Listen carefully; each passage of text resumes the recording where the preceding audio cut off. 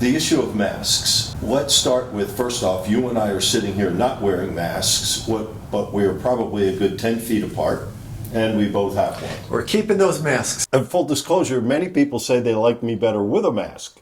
Covers half of my face, too. Before we get into what you did with the proclamation for masks in Chandler, let's give people an idea of your mindset.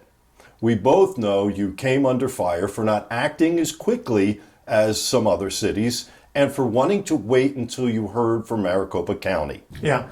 So I did not know what the governor was going to do on Thursday. I didn't know whether he was going to pass this or if he was going to enact some other measures. So after his piece, while he was taking the press part, I approached our city manager and said, set up a meeting of the council. My city attorney had 15 minutes to write a meeting notice, and we did that.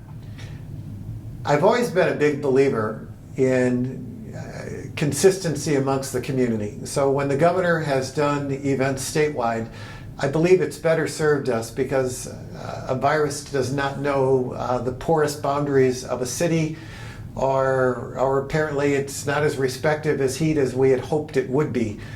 And but I've been a big believer that a patchwork of regulations did not serve our greater community well. So in the middle of this, I had heard that the county was going to look at something, and this morning I was on the phone with several commissioners and several advisors and our aides, and determined that if they did something, it would not impact Chandler. They're looking more at county islands. So we went ahead and finished our draft in Chandler, although I did receive some criticism last night in waiting. But I'll say again, I believe we have a better draft because it also allowed me to align this with some of the things going on in other cities. In other cities in the West Valley, in Tucson, I believe, and others, they're enacting a mask proclamation to children who are 2 and under, and I didn't see that feasible. I've studied probably 12 ordinances or proclamations or resolutions that have been put into place by cities around Arizona. I'm a student of language matters, and I wanted to make sure that we crafted ours correctly for Chandler. Have you been in conversations with mayors of surrounding cities so that you could, in fact, work together? I have. I've had conversations on Wednesday and Thursday with Mayor Gallego, with Mayor Mitchell, Mayor Giles, and Mayor Daniels. So since language matters, what are the key points of the language that you created and put into this proclamation on masks? I'm charging Chandler that everyone shall wear a mask. I am referring to the governor has already enacted and changed language related to businesses from recommended to shall, related to employees shall wear a mask, and the emphasis on social distancing. And rather than doubling what the governor has already said, I referred in our proclamation to that for businesses. The city is also a business, and we have enacted a citywide mask policy for employees, and now we will use the same for people visiting city facilities. That if you cannot continually social distance, wear a mask. Continually is a big word for me as well, because there are times, no matter where you are, you potentially could brush up to someone or get within distance. That's just normal actions. It also allows sporting events to occur, as well as I use language that says use a mask when practical. It is not practical to use a mask when you are swimming. And we have our pools open, although with a decreased manner and social distance, but we are certainly trying to get people out to exercise and trying to use the great amenities that Chandler has. It seems to me that you are approaching the mask issue from a safety standpoint and not a crime and law standpoint. Because basically, if you create an ordinance and it has no teeth to it, it's worthless. And given the current climate for law enforcement in general and the Chandler Police Department specifically, that might take a challenging situation and make it even more untenable. About half the proclamations, resolutions, ordinances around the state are pretty well split between mandating with civil action as a potential, as well as what we have done and Gilbert has done, which states that we are looking to education and voluntary compliance. I realize that for some that means they're going to be frustrated and believe it means nothing. But in these days where we have seen heightened tensions, where things have escalated with little notice, I am not willing to put my police into a situation to where there's a couple cities that I will not name them, that have put in civil actions that this can quickly escalate from an initial conversation to request to place on a mask, to a warning, to issuing a citation. That is a quickly escalating situation that I don't believe, particularly where we continue to have in some cities protests going on, or in others where there is a lot of tenseness, that I don't believe that is an appropriate action for Chandler. I understand the mayors are trying to work with Governor Ducey, but the COVID-19 numbers in Arizona are getting significantly worse. Something has to be done. What do you hope from this? I track this daily. I probably spend 15 minutes on the AZDHS site every day. I have since they started putting out the information, and I was feeling pretty good about our trajectory, the trajectory of the state and the county, and certainly Chandler. Till about 2 weeks ago, we had gotten over the spike of the senior living facilities, and we had seen a 3-week lowering of new cases, and I was very optimistic that was going to continue. And then things started changing, and I saw an uptick from about 99 new cases in all Chandler, which our zip codes also include part of the res and all of Sun Lakes.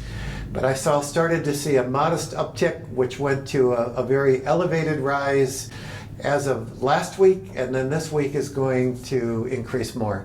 And this rise is partially understandable because of the greater amount of testing that we are doing. That would explain that, but it doesn't explain the fact that the cases, the positives, are increasing. We were down to about a 5 or 6% of all people tested were coming positive, to now it's close to 16%. There's a conundrum with information which makes this very confusing as well. There's no question that something is going on with rising cases, and we need to pay attention to that. Hence, us and others are looking to see what can we do to flatten the curve, again, as we're also seeing increased pressure upon hospitals, upon ICUs, ventilators. We have capacity still, but our capacity is diminishing every week, and there's a concern in Maricopa County that we will run out. So this action is in line with that. We're seeing different data points that we're having to explain, and I know that that's also why there is a lot of diverse opinions around our community in terms of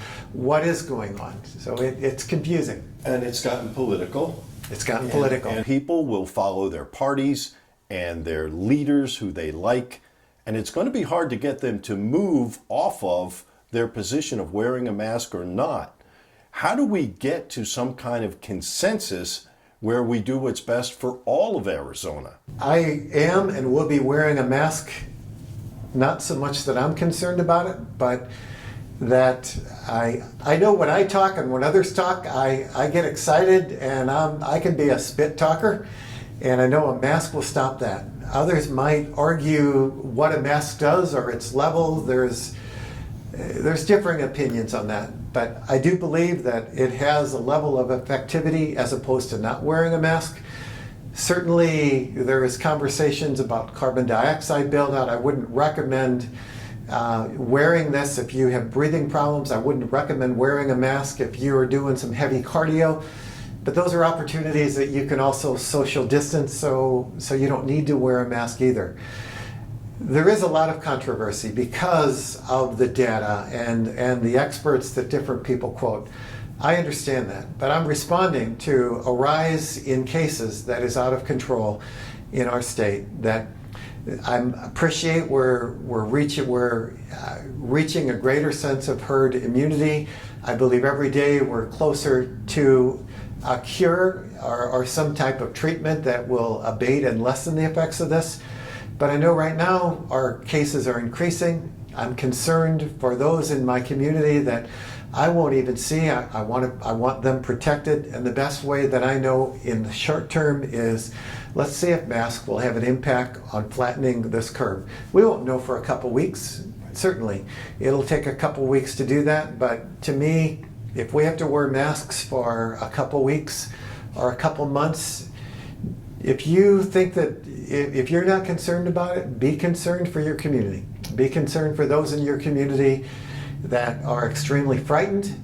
If I was a business owner, I would say you need to restore a sense of trust in your business. And wearing masks as employees and having safety protocols will bring people back to your business. To me, that's extremely important as I look at the economy. Is wearing a mask our best solution right now to avoid that other dreaded situation of another shutdown?